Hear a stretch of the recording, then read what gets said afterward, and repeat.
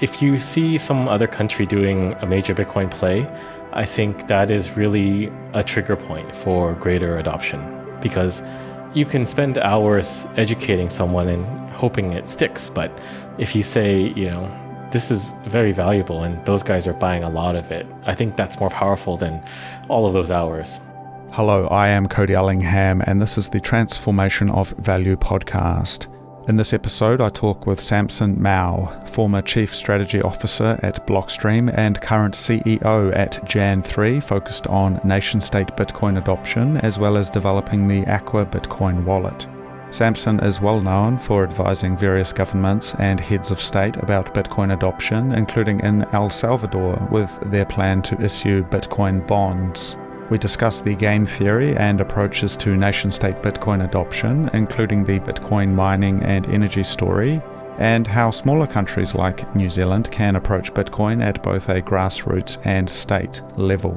If you would like to support my work and growing this show, please consider tipping some Bitcoin to the show's wallet. Otherwise, pass this episode on to a friend who you think may enjoy it. If you have any questions or feedback, please reach out. My emails are always open, hello@thetransformationofvalue.com. Otherwise, on to the show. Welcome to Tokyo, Samson. Thank you. It's great to be here. How are you feeling? A little bit jet lagged, but I'll live. Yeah, I know the feeling. It's probably one of the worst flights in the world coming across the Pacific this way, right? It's worse the other way, I find. You reckon? Yeah, because you get here in the afternoon and you just have to stay awake until nighttime. When you go that way, you generally get back I'll get back at 9 a.m. or something, and you have to really struggle to stay awake. Yeah, it's not too bad actually. Heading down to New Zealand, it's about 10 hours. But it's only about 3 hours time difference, so you can kind of do it in a day and get some work done on the plane, and then it's not really that different. And I was also going to ask you, when were you last out this way in Tokyo? July, I was here. Okay. Yeah. That's awesome. Well, look, today I wanted to talk to you about your work with Jan3 and nation-state Bitcoin adoption. I thought maybe we could just start with a little bit of an introduction for people who don't know about the genesis of Jan3 and what your goals and focuses are, please. Sure. So I would say the start was after the announcement of the Bitcoin bonds in El Salvador. So while I was still at Blockstream, so I was at Blockstream for 5 years-ish, and towards the tail end there in 2021, we started working with El Salvador on their Bitcoin strategy, Bitcoin law, and everything like that. And we announced it, the president and I, on stage, I think late 2021. And then I decided it was a good time to start Jan3. And it's a different focus than I would say what I was doing at Blockstream. So Blockstream more about mining, working on the Liquid network, working more on the infrastructure side. And I wanted to really focus on mass adoption, which is where Aqua comes into the picture, as well as focusing more on the nation state stuff. So engaging with more countries. So I think it made sense. We're still very close with Blockstream. I'm still going around with Adam doing stuff, but I think it's just a matter of where the attention and energy is put towards. So nation states and Aqua for grassroots organic Bitcoin adoption. I guess drilling into the nation state piece, I am quite interested in this in terms of what your game theory is for the nation state rollout, because I think there's a little bit of detail we can dive into today. But what's your high level strategy for that? Well, the high level strategy is to induce nation state FOMO into Bitcoin. And I think we are getting there with El Salvador kind of anchoring Bitcoin adoption. We've seen other territories and regions start to adopt Bitcoin. So you have Madeira. We announced that at Bitcoin 2022 with the president of Madeira back then. And you have other places like Prospera in Roatan. It's an autonomous special economic zone in Honduras. They've made Bitcoin legal tender and also a unit of account. And then there's Lugano, which Tether is pushing hard on to adopt Bitcoin as a city. And they've made it so you can pay with your Bitcoin to pay taxes and pay for municipal services.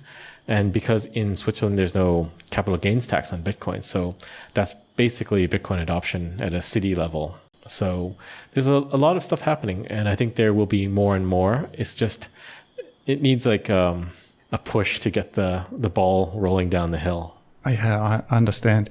What I'm curious about is if there's any, I guess, theoretical underpinnings for the way you're looking at this rollout, because I know you might be familiar with chartalism, or the way a country can declare a currency to be legal tender and you must pay your taxes in it, for example.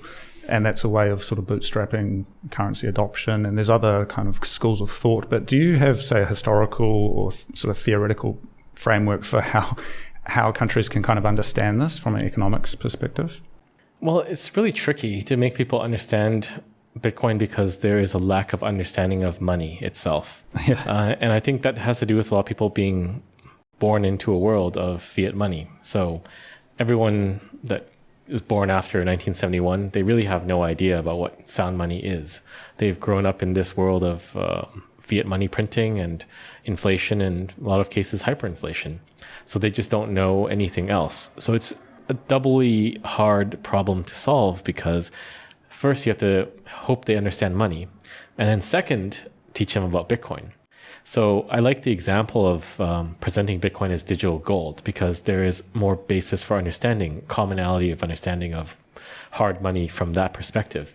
But I think it's not really necessary to get people to fully understand Bitcoin, as long as they understand the benefits of Bitcoin and that there is a competition to acquire Bitcoin.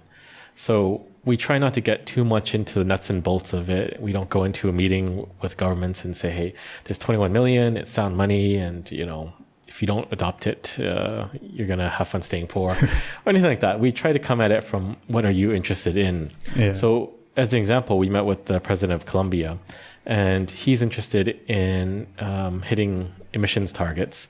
And you can do that with Bitcoin mining and reducing flared gas or tapping into methane from landfills and whatnot. So that was how we approached it. It was not really from a monetary perspective or even a legal tender perspective, but we try to find out what they are interested in and work from that angle. That's interesting. That's quite a pragmatic approach. I mean, one sort of anecdote, as I mentioned to you before, I caught up with the former governor of the Reserve Bank of New Zealand, Don Brash, and this is the man who invented the 0 to 2% inflation target. And when it got talking about gold, store of value, volatility, all of these kinds of topics, and kind of the concept of sound money, he didn't really have anything to say. And in his defense, I mean, he was sort of following directives for what he needed to do, but it stood out to me that maybe there's some of these Austrian economics thoughts around the role of central banking, and that maybe doesn't filter through to the higher ups. They don't quite see it. They may be more of on a political, practical level, just following orders or doing things day by day.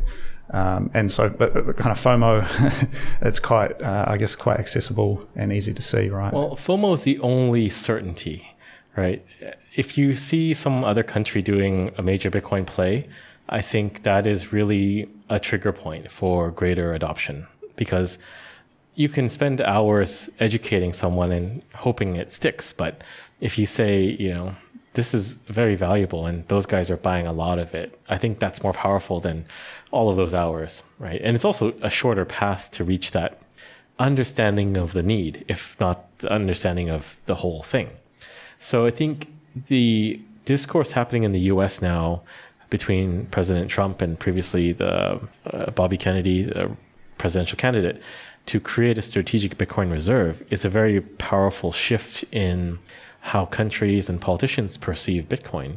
And if that does come to pass, which I hope does, and I hope Trump wins, that could be that triggering point that other countries will just start piling on. I think it's much harder for them to digest a small country like El Salvador and perceiving that as a competitor for acquiring Bitcoin. But if you have the US in the mix, and the US has about, I think, 190,000 Bitcoin or so, and they are actively acquiring more, maybe a significant portion of new Bitcoin produced each day by miners, I think that would be a strong indicator. And there is precedent for this type of follow-on or FOMO, which is the ETFs. So the US ETFs launched first. And I know that the regulators and a lot of the issuers in Hong Kong were waiting for that signal. They didn't want to be the first. It's always risk. They don't want to be out on a limb in case it doesn't work. And in Australia, there's Monochrome, I'm an investor in Monochrome, just as a disclosure. But they were also briefing me on the situation, and it's also waiting on the regulator, which was waiting on the SEC in the US. Now, in a world without scarcity and without the finiteness of Bitcoin, maybe that's okay. But if you factor in there's a cap of 21 million, and that the amount of Bitcoin available is incredibly limited, it really changes the dynamic. So the US ETFs now hold 960,000 coins, 960,000 BTC. Hong Kong, maybe 10, 15,000. Australia, 100 something. So you can see like it's taking almost 2 zeros off when you go to Hong Kong and another 2 zeros to get to Australia. And it's directly in sequence of adoption. So US first, then Hong Kong, then Australia. And it's going to be the same thing for strategic Bitcoin reserves. You're going to probably have the US go first, and they start accumulating, and then discourse starts happening in other places, and then they decide, okay, we're going to do it. But the danger of that is you're going to wind up with like 100 coins in your Bitcoin reserve, and they're going to have the lion's share. So there's definitely a risk-reward trade-off. If you take the risk and you go first, then you might be the one with the largest reserve. But it takes a lot of foresight or understanding or a strong personality to be able to make that sort of thing happen. Yeah, I understand. It's almost like they're in a race to be second. One thing I wanted to pull on though is this idea of Bitcoin adoption, and maybe if we can get some definitions here, because something like if we look at Greece, 2015 massive economic crisis, yet we didn't see really at scale people flocking to Bitcoin. In that sense, they didn't go with Bitcoin. And on the other hand, we have things like strategic reserves, which are very much sit with the state, the government apparatus. From your perspective, I mean, how would you define nation-state Bitcoin adoption, and does that extend downwards into just normal people using it every day, or are we, at Jan 3, are you focused much more on that higher level? So ideally, we focus on both levels. That's why we have engagement at the top with governments, and then at the grassroots level, we're trying to roll out Aqua. And we've just decided a few months ago that Argentina will be a big focus of ours for Aqua. So we're actively brainstorming of how to get there on that front. But I would say nation-state adoption can be a number of things. Legal tender is one, or just embracing Bitcoin to be money. So if there is no capital gains tax, you can simply just say, we're welcoming Bitcoin now. But there's a number of clever ways to go about that sort of Bitcoin adoption as money. The second one I would say is doing something like a financialization around Bitcoin, such as a Bitcoin bond. So issuing sovereign debt backed by Bitcoin, and that's effectively taking the MicroStrategy playbook and applying it to countries. And to me, it's a no-brainer. And I think for El Salvador, they also saw it the same way because the president agreed to do that. The third would be probably just mining Bitcoin, using Bitcoin as a sort of monetary battery and taking advantage of energy reserves that would otherwise be untapped. But you could also do all three. I mean, that's the winning. We've just seen Bhutan come out recently with talk about their Bitcoin mining, and that's like a tiny country in the Himalayas. Yeah. And they're just pulling it in, Yeah. So. I think they're at 13,000 something coins now. Yeah. So, that's incredible. I mean, so I did want to come back though to this idea of Greece, 2015. More recently, Egypt has devalued the Egyptian pound. We've got Turkey and these other places that, real time experiencing economic turmoil. I mean, what is the issue here, given that the demand generally is still for US dollars or some other fiat currency? I mean, do you see a mechanism in there for, I don't know, getting people to understand, is it incentives? Like, why are they not flocking to Aqua and to Bitcoin and to all of these things that are already available? Unfortunately, I think it's just they don't see what's right in front of them. They don't see the solution to the problem. And a lot of it has to do with just the ingrained embedded nature of fiat money into their whole fabric of being. To make that jump is sort of awakening yourself from the matrix without the intervention of Morpheus or anyone else. So that does happen, but that's not the norm. So they can look at all the problems and they can see that there is a problem, but they just cannot make that last step into the Bitcoin solution. And I think this is why they many countries end up trying to dollarize. If you look at Argentina, they've kind of gone down that path, but more of a dollarization by market forces and deregulation. And at the same time, they're subtly encouraging Bitcoin adoption too. But there are many more factors at play, obviously. There are the supranational organizations like the IMF and the World Bank, who also have some sway in this, or no, a lot of sway in this in some cases, right? So I believe for Argentina, they don't want to rock the boat yet until they've settled things with the IMF or the next set of loans. But we actively see some sort of meddling from that side. So we were in Suriname. We were very far down the discussions with the central bank there to just allocate 1% of the reserves to Bitcoin.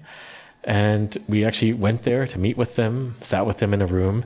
And I think a week later, the World Bank went to visit, and then they just went radio silent. So, you have to kind of add one and one at that point and wonder, are there counter forces to what we are trying to do at Jan 3 or even other Bitcoiners to fight against the adoption of Bitcoin?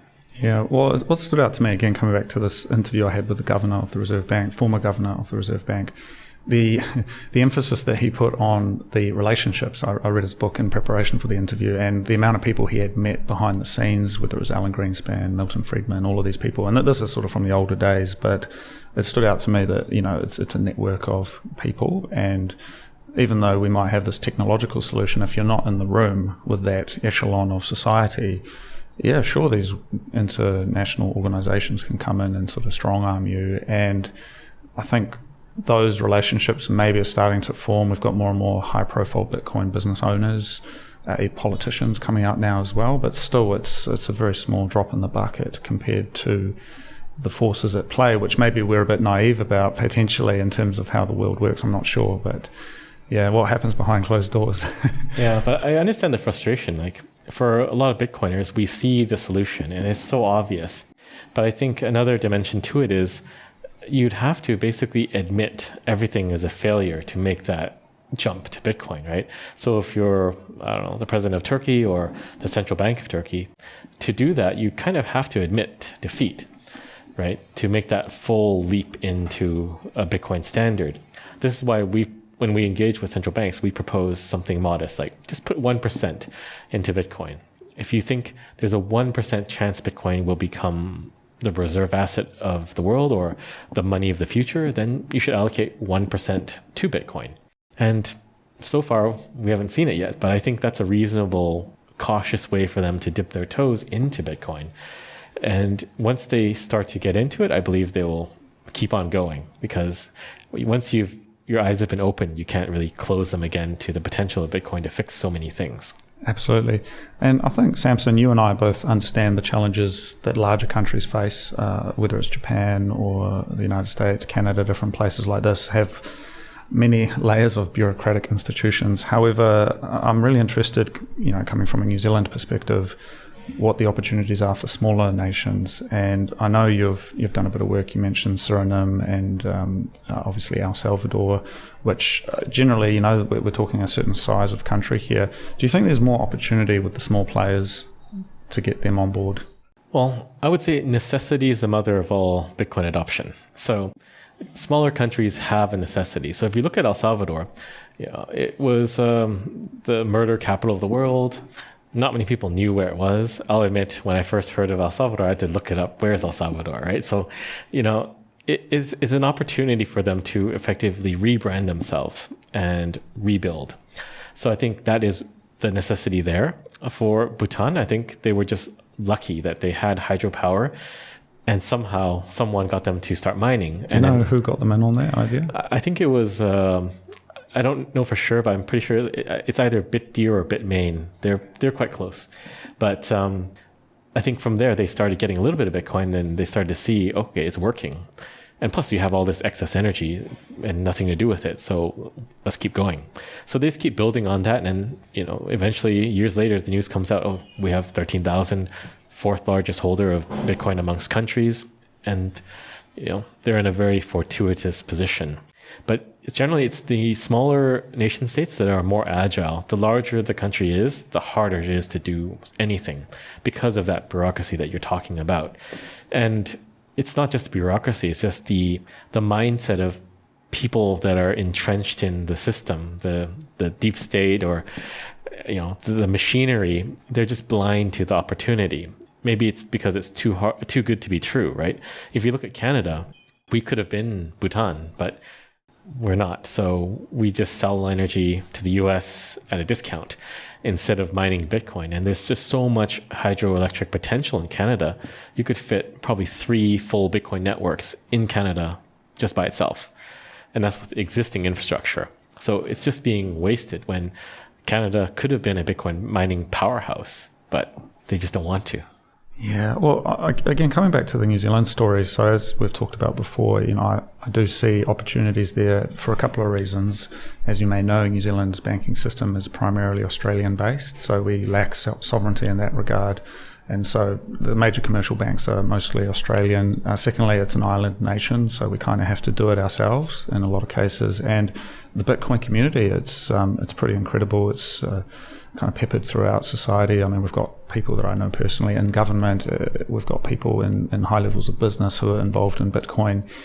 But it feels like it's waiting for some sort of spark or something to come in and sort of provide an opportunity. And one thing that we've just come through with this most recent winter was a real energy crisis, and beginning to talk about the role of load balancing. Hydroelectric power is quite popular. It's quite common in New Zealand down south. Yet this sort of story of Bitcoin mining, I personally find it hard to communicate. I mean, what are the avenues? Say, what advice or what thoughts do you have on the way New Zealand could approach this project of Bitcoin adoption? I think you have to start somewhere. And if you attract Bitcoin mining companies, then they might end up building more energy infrastructure on their own. But you have to start from somewhere. And even seasonal excess could be a viable opportunity. I mean, you could be moving miners from New Zealand to Australia, potentially. Depends on the logistics. But in China, in the western parts of China where they have a wet season, they would mine there and then move the mining equipment to use wind energy over in Xinjiang when it's a dry season. So it's kind of like migration of mining. So potentially there's something there, but you have to look at the logistics and the cost to be moving stuff around. Yeah. I mean, I've been talking I've had a lot of people on the show looking at energy and the energy sector, and I guess the work has been put in. Again, New Zealanders are quite pragmatic and they're putting in the proof of work, but it feels like there's just something else. I'm not sure if it's a communication issue or it's hard to get an audience to in court with these people, and it's unfortunate that we were unable to sort of make that jump. And I mean, this is like, how do you orange peel somebody? But I mean, what are your thoughts on I guess the artifacts that you can use? Is it research, white paper, media type stuff that needs to be shared, or is it again coming back to FOMO, just looking at the pure numbers? Like, what do we do, Samson? Sorry. Well, there's just so much material out there already. Like, if they're saying Bitcoin is going to boil the oceans, you can find lots of articles debunking that and disproving. I mean, there are articles about benefits of balancing the grid. Like, all the information is out there already. You just have to synthesize it, figure out what their concerns are and deliver it to them. Unfortunately, people don't really want to go out and do the research. So just on that note though, so pulling on that thread, because I do have some communication with policy think tanks, and I know that it's very, generally speaking, most of the think tanks in New Zealand are sort of on the left side of the spectrum, but there are a few who maybe take more free market principles and these kinds of things, and I suspect they are open to the idea of what Bitcoin could mean. I mean, one theory that I have is a lot of these think tanks are informing bureaucrats, right? And is that an avenue? I mean, is that something you've explored before? Yeah, I think we've talked to a think tank in the UK as a potential way to reach, but I think it's hit and miss. It's not necessarily a sure thing. It's probably better to work directly with the politicians and find some common ground and build from there. I think in the US, there is pretty good progress being made. Like, you see Cynthia Lummis like retweeting Pierre Rochard. There's a good network of relationships back and forth, and encouraging discourse. So I think that is probably the more fruitful way to go about this. Yeah, that's interesting. I mean, New Zealand's an interesting case, again, close to my heart, but we have a sort of a single layer of parliament, so there's not those two layers like you have in the US and other federal systems. And so you can literally have your local member of parliament who's just a guy or a girl you can go and chat to. It's very direct in that sense. And a thing that I keep coming back to, which I'd like to hear your thoughts on, is it tends to be that people who work the land, farmers, people like this, they tend to get it a bit better than financial people. And again, as I said, the New Zealand banking system is been relegated to Australia. So, I mean, I'm wondering whether some of these rural members of parliament in New Zealand could be people that we could chat to potentially. I would say so. I mean, that's a very interesting observation you have. I have a similar type of observation, which is professional politicians seem to be the most disconnected from reality, all reality. And I find like the Swiss system very interesting because they do their day job, and then as an extra thing, they're the government. Like, they're involved in politics and they, sit in the legislature. But it's not their only thing. They still have their business or their farm or everything else. And I think it's a better system of governance because you're more connected to reality because you have a business or you have a farm or you have something. Whereas other places like in Canada, you can be a career politician and, you show up when you're on the road and you talk to people and then you disappear and you start to make decisions on behalf of people without their input or consultation. Yeah. Well, the other thing I wanted to run past you, though, as I said, with this former governor of the Reserve Bank and more broadly the neoliberal reforms of the 1980s that took place and effectively came out of New Zealand, this kind of was the genesis for a lot of the other stuff that rolled out in the United States, the UK, and these places. And New Zealand historically has always been a bit of a social experiment. I mean, it was one of the youngest countries in the world, one of the first countries to have universal suffrage, etc. And I'm just wondering, if we were able to work on this, maybe with some of these rural members of parliament or different aspects of New Zealand government, whether this could become a model to sit alongside somewhere like Lugano as a Western, kind of developed nation with Bitcoin, which is maybe a slightly different use case to, say, El Salvador or Suriname, which have a different, I guess, paradigm politically. Do you see any opportunity potentially? I think you have to see what kind of engagement you get. If there is a welcome, I would just take it and start to engage with them. Yeah. But I think it's a good shot. Yeah, okay. And coming back to some technical details as well, so we're talking about capital gains tax. So do you see that, de minimis amounts and, being able to easily use Bitcoin for transactions as an essential policy target to be looking at? Like transactions under a threshold or for tax-free? example, yeah. I mean, it's a step, but I think any sort of de minimis system is still imposing a friction. I'm more of the thinking that you should just say Bitcoin is money and remove all of that, because the de minimis amounts are always going to be a problem because they're priced in fiat, right? The $10,000 limit for moving cash in the US that I think most countries follow, but it's actually less in those countries because their currencies have inflated more than the dollar. So that was if you price it back when that was implemented, I've forgotten which year, but it's like $80,000 back then. But now it's 10,000 in today's money. So it's far more punitive. So you can have a de minimis amount, but it should be priced in sats or something like that, right? And then you kind of see over time the absurdity of fiat because it'll keep devaluing against Bitcoin. So at some point you have to just get rid of the fiat system completely. Yeah, understood. And I guess one other thing I wanted to pull on as well was, again, we talked about think tanks, policy think tanks, and kind of these mechanisms for engaging locally.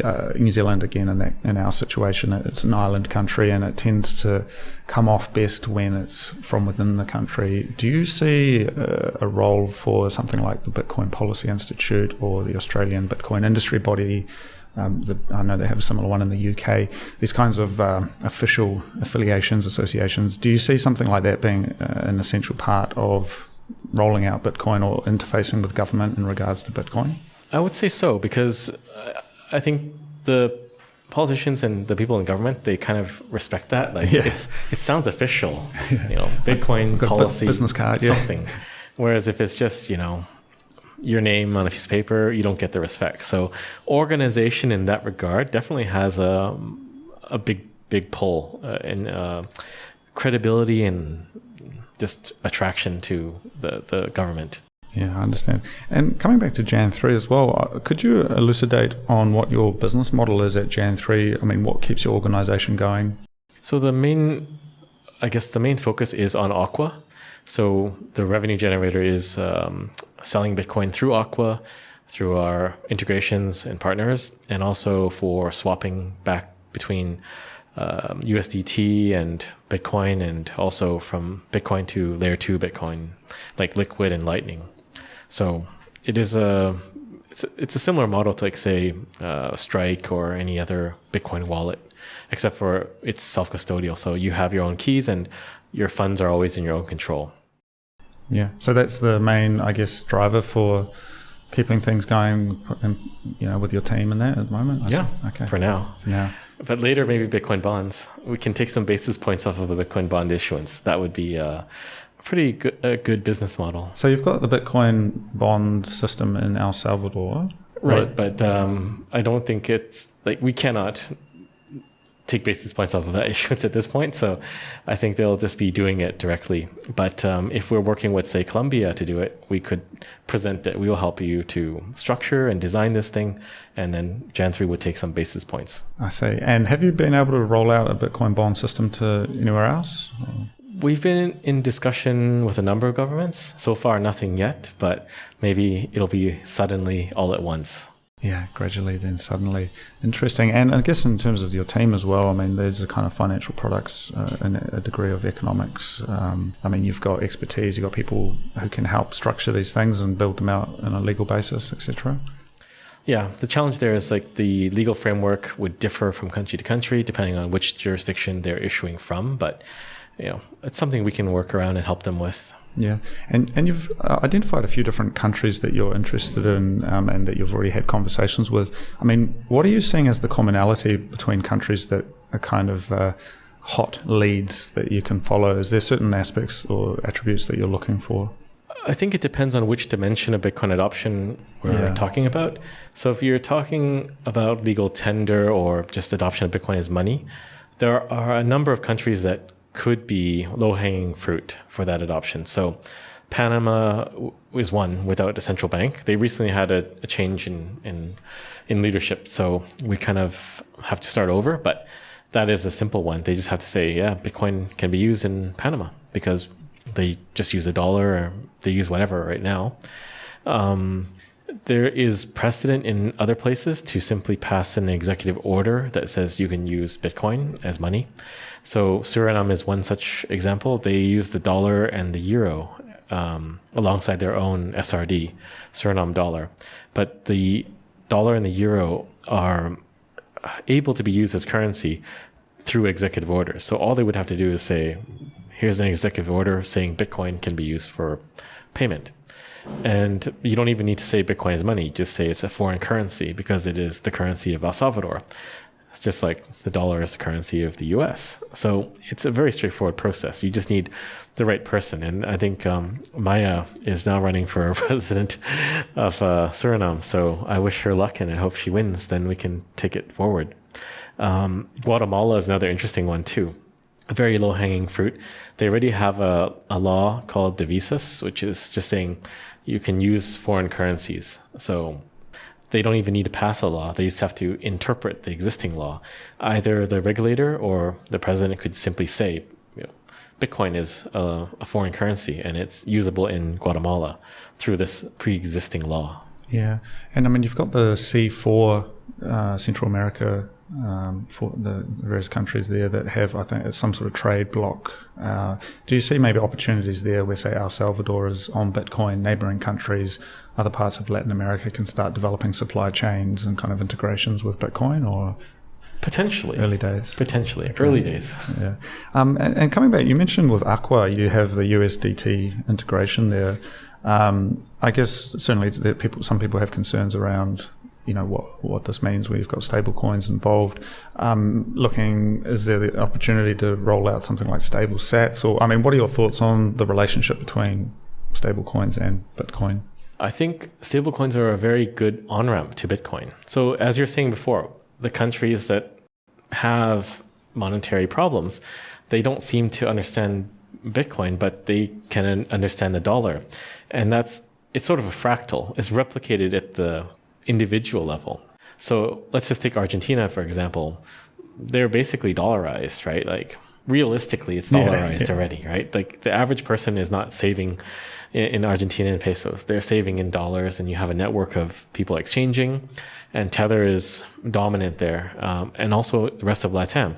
They don't even call it Tether. They just call it digital dollars. But to them, like USDT, Tether stablecoin is just digital dollars. It's so ubiquitous at that point. So with Aqua, because Tether is natively on Liquid, our hope is that we can onboard them into Bitcoin by getting them into Aqua. And I believe USDT in Liquid is probably the best one of them all. It's very reliable, fast, and we have a liquid network upgrade that will decrease fees by a factor of almost 10. So whereas previously it might be 30 cents to transact, now it's 3 cents or less.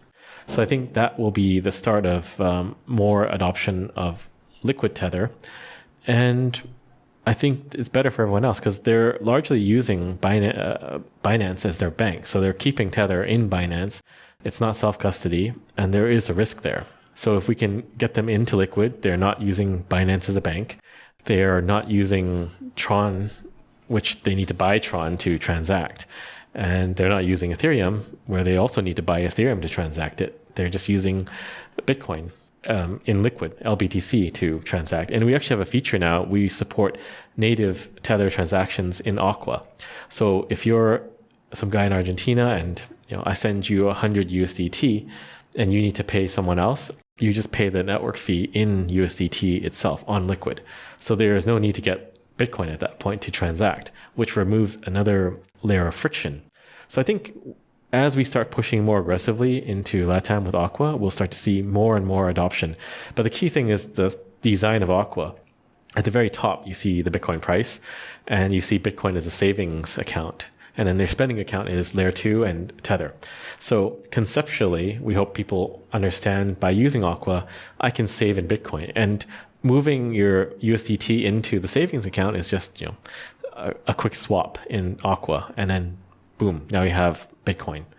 And then as you get more Bitcoin in your savings account, we can prompt you to get a hardware wallet or something to store it for long term. Yeah, that's fascinating. And I guess something else I wanted to ask you about. So with this nation-state approach, strategic reserves, etc., certainly there's a lot of concern that basically Coinbase is custodying everyone's Bitcoin. Do you have, an official line with Jan3 around how you approach the idea of self-custody at scale? If we're talking about nation-state, how do you like to see them engage with Bitcoin? Well, it's complicated. So at that sort of scale, maybe it makes sense for them to start with a custodian because it's simpler. There's also an element of risk, not for the country losing its keys, but more for theft. Because a lot of these countries that might look to adopt Bitcoin, somebody might steal it in the administration of the government. So you also need to consider that. And at least with a custodian, there's a series of more checks and balances that are more anchored to the legacy system, which they are familiar with dealing with. But let's just say you have a multi-sig wallet. The president of that country has a key, the minister of finance has a key, and someone else has another key. Two of them couldn't collude and steal the entire country's Bitcoin holdings, right? And some of these countries may be prone to that, right? Maybe in other areas of global south, like Africa, right? It's kind of a free-for-all still. So I see a place for custodians, but then you should probably graduate to self-custody after some time, which I think El Salvador did do. I believe they were using a custodian at first, and then the president announced now we have all the keys in a multi-sig in El Salvador. And do you know, just on a technical level, whether there is advisory and, support for something like that? things that would be suitable for a government to use, not just a ledger in the back room sort of thing. Yeah, that's something that Jan 3 can definitely help with. I see. I did help draft a proposal early on, like before the Bitcoin law came into effect. Like, this is how you should do your cold storage setup in El Salvador. But it really depends on the country, and you have to work with them to determine where keys are stored, some in the country, maybe some outside of the country. But I was thinking the hardware wallet is like a higher layer. So the actual key material is at a more base layer of storage, which is not accessed very commonly. It would be the hardware wallet layer that would generate a deposit address. But generally, you don't really need to spend the Bitcoin. So just plan for only accumulating the Bitcoin. Yeah. I mean, I certainly think, though, there's an opportunity there for, the infrastructure side of things. And that was another thing I wanted to ask you about. So you talk about mining as one of these entrance ways or gateways to talking to countries, and we see the success with Bhutan and even coming back to New Zealand where we've got a lot of hydropower.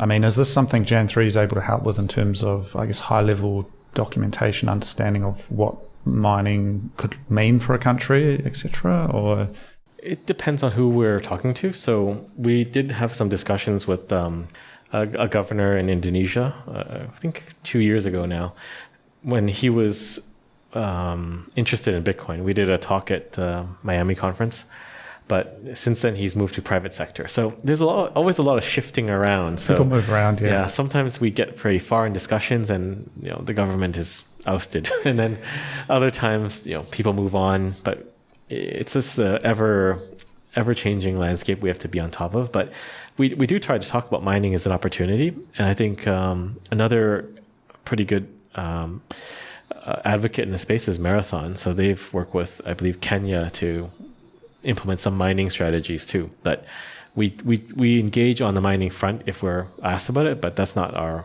core strength, I would say. Yeah. Awesome. Well, that answers all my questions. Sorry, I feel like I've been interrogating you, but I think that's really fascinating. And Samson, in terms of, I guess, next steps, you're here in Tokyo for a little while, but I mean, what's on the horizon for you? What's next for yourself and Jan 3? Right now, we're really focused on Aqua. So this whole year, 2024, we've not done that much nation-state engagement, just meetings here and there, but we've more focused on Aqua and also a little bit of fundraising too. So quite heads down work mode. But next year, I think we'll try to get out on the road more and look for more of these high-level engagements. And I think it also ties into how Bitcoin is doing in terms of fiat price. When the fiat price is up, there's more interest. When it's kind of stagnant, there's not that much interest. But I think we're at a turning point now, especially with the rate cuts, where we should start to number go up once more. And that generally is an indicator of broader interest in Bitcoin. Yeah, understood. No, that's fascinating. Well, look, I think that's everything I've got. So I do appreciate your time and on a hot Tokyo day coming out here to the studio. But is there anything you wanted to add or places you wanted to send people who are listening? You can find us on Twitter, Jan3com on Twitter, X, and our website is jan3.com. And yeah, that's basically it. Yeah, awesome. Thank you, Samson. Yeah, thanks, Cody. Thank you for listening. I do hope you enjoyed the show. I am codyellingham, and that was the transformation of value. If you would like to get in touch, please send me an email at hello@thetransformationofvalue.com, and I will get back to you.